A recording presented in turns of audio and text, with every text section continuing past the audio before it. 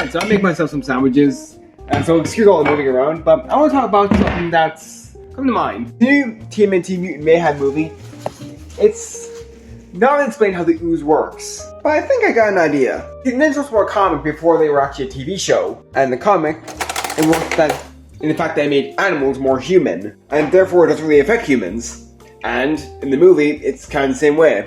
The mutant only seems to have an effect on animals, as Superfly mentions that all animals will mutate, while humans will be the same. However, in the TV show, it was changed. How they have more characters for more toys, so if you have the ooze, change it up a little bit. In the TV show, if you get a human and mix it with another animal, they become more like the animal. So because the Turtles were in contact with Splinter, when they got exposed to the ooze, they became very human-like. And because Splinter was very in contact with rats, he became more rat-like. Same goes for Bebop and Rocksteady. They were exposed to a rhinoceros and a warthog, and then they became those animals. Simple and fine. And then we got the Michael Bay Turtles. In the first movie, they never explain how the ooze works. It's basically just left up to interpretation. Until the second movie, where they explain that the ooze kind of unlocks the DNA of your animal ancestor. And a lot of people pointed out that it's pretty fucking lucky that Bebop and Rocksteady turned out to be giant fucking animals. You know, a warthog and a rhino, you know, two very powerful animals instead of a fucking cat and a dog.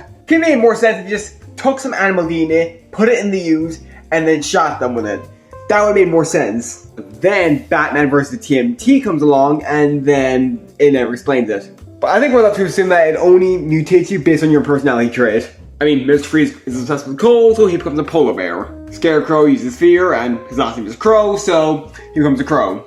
Harley Quinn has two hyenas, so she becomes a hyena. And don't know what Joker has that turns him into a snake, but alright. Honestly, in the new movie, it seems to be more like the comic, where it just makes animals more human. And honestly, that's kind of cool. It's kind of cool to see him pay homage to like the original comic book, like with all the dark shadows and everything. Also, not to mention that Vanilla Ice reference was pretty funny. Alright, just want to talk about that.